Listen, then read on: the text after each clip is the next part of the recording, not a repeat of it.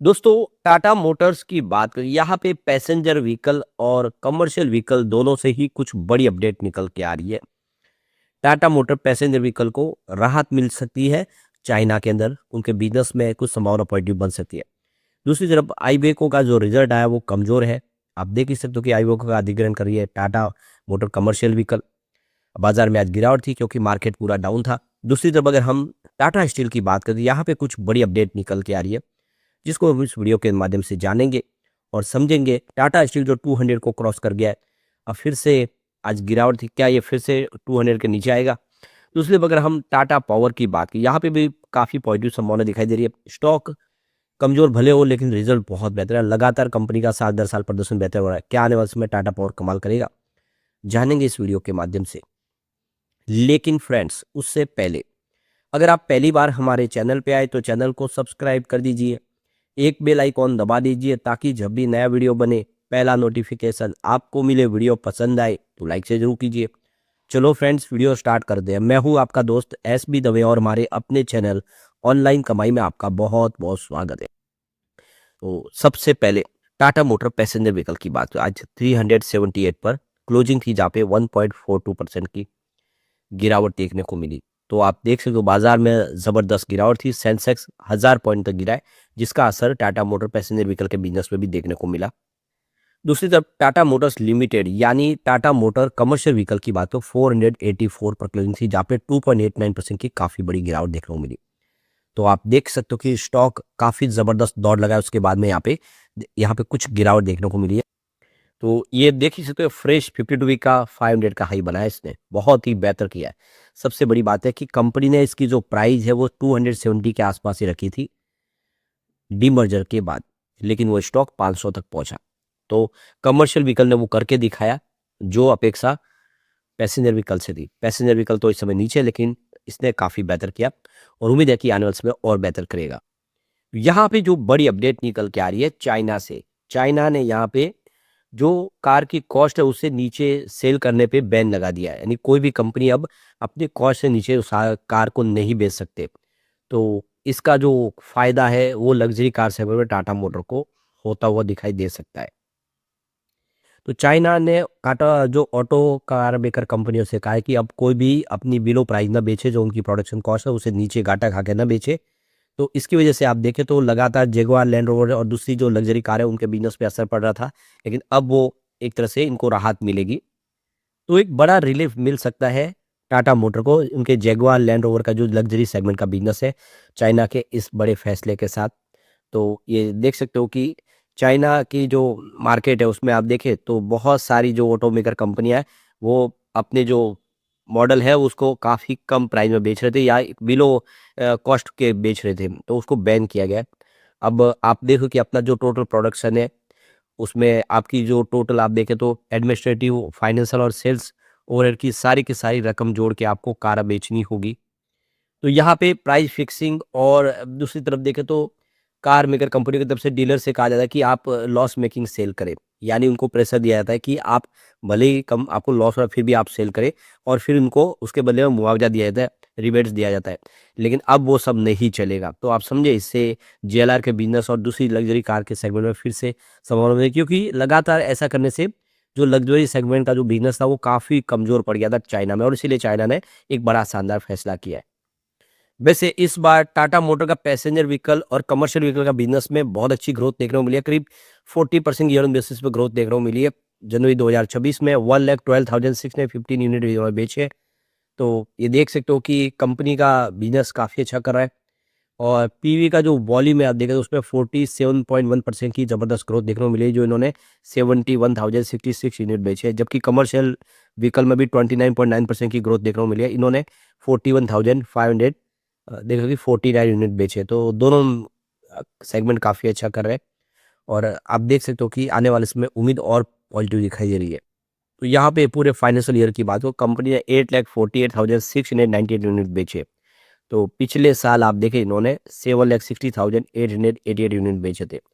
तो आप देखें चाइना की वीकनेस के बावजूद भी कंपनी ने बहुत बेहतर किया है।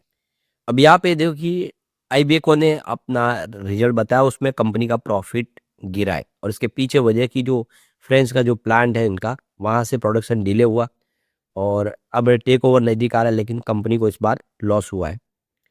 तो ये देख सकते हो कि कंपनी के जो आईवेको का जो बिजनेस है उसमें यहाँ पे 28% की ड्रॉप देखने को मिली है प्रॉफिट के अंदर। और इसके पीछे जो एक तो यूरोपियन ट्रक की डिमांड काफ़ी कम थी और जो फ्रांस का जो बस का प्लांट था उस पे प्रोडक्शन में प्रॉब्लम रही। तो इसकी वजह से देखें तो कंपनी का बिजनेस कमज़ोर रहा है। तो आईवेको का जो प्रॉफिट है वो 645 मिलियन यूरो के आसपास आ गया, जो पिछले एक साल पहले 892 मिलियन यूरो के आसपास था। तो कंपनी का प्रॉफिट गिरा है और अब ये देख सकते कंपनी आएगी टाटा कमर्शियल व्हीकल के पास। तो टाटा मोटर कमर्शियल व्हीकल अब अपने हिसाब से इसकी रणनीति तय करेगा।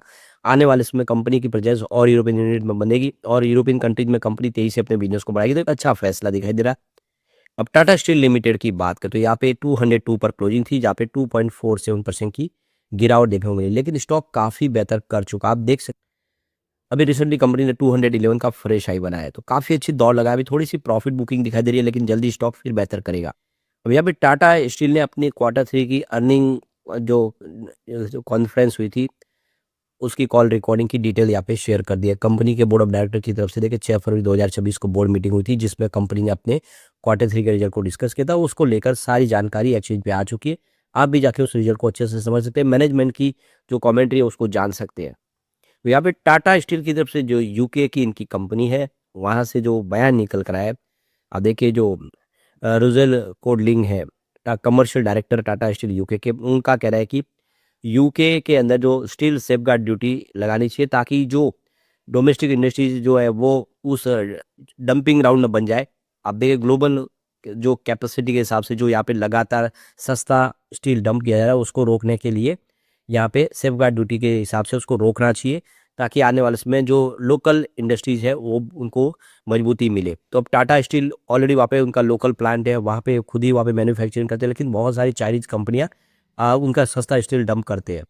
तो यहाँ पे यूके को भी वही करना चाहिए जो यूरोपियन यूनियन और यूएस करते हैं। तो वो अपने यहाँ पे जिस तरह से ड्यूटी लगा के अपनी लोकल स्टील कंपनियों को बचत दे, उनको सेव करिए, उसी तरह से यहाँ पे डंपिंग ग्राउंड नहीं बनने चाहिए यूके को। ये उनका कहना है टाटा स्टील का। तो यहाँ पे देखो टाटा स्टील अपनी पेयर कंपनियों की तुलना में इस समय काफ़ी अट्रैक्टिव लग रहा है प्राइस बढ़ने के बावजूद भी। आप देखिए जेएसडब्ल्यू स्टील इस सेक्टर की सबसे बड़ी कंपनी है, जिसका पी रेशियो 38.56 का है। टाटा स्टील नंबर 2 पे इसका 25.92 का पी रेशियो है और जिंदाल स्टील नंबर 3 पे जिसका 42.44 का पी रेशियो है। सेल का 21.72 का पी रेशियो। तो यहाँ पे सबसे अट्रैक्टिव प्राइस सेल की है, उसके बाद में टाटा स्टील है। तो यहाँ से और तेजी से आगे बढ़ने की संभावना दिखाई दे रही है। अब यहाँ पे दिसंबर क्वार्टर में अगर आप देखें तो सबने जम के खरीदारी की। आप देखिए प्रमोटर की होल्डिंग तो अनचेंज है 33.19% पे, लेकिन एफआई का निवेश बढ़ा है। 17.29% की होल्डिंग थी क्वार्टर 2 में, जो क्वार्टर 3 में 17.49% हो चुकी है। डीआई की 26.92% की होल्डिंग थी क्वार्टर 2 में, जो 26.98% हो चुकी है। गवर्नमेंट की अनचेंज है होल्डिंग। जनरल पब्लिक की होल्डिंग घटी है, देखिए 22.42% की होल्डिंग थी जो घट के 22.14% पे आ गई। यानी जनरल पब्लिक के जो शेयर है वो बड़े फंड हाउस जम के खरीदारी कर रहे हैं। यही सारे क्या में टाटा स्टील यहाँ से बेहतर कर सकता है। अब हम टाटा पावर कंपनी की बात करें 374 पर क्लोजिंग थी, जहाँ पे 1.63% की गिरावट देखने को मिली। तो फिलहाल आप देख सकते हो स्टॉक अपने निचले लेवल के आसपास 326 का 52 वीक का लोअर स्टॉक निचले लेवल पे है। आप देखिए 416 इसका 52 वीक का हाई है। थोड़ी सी स्ट्रेटजी दबाव में आप देख, ऐसे तो हम कह सकते कि ये अपने 52 वीक के लोअर हाई के बीच में ही है, पर उम्मीद है कि यहाँ से बेहतर करेगा बाजार का साथ मिला तो।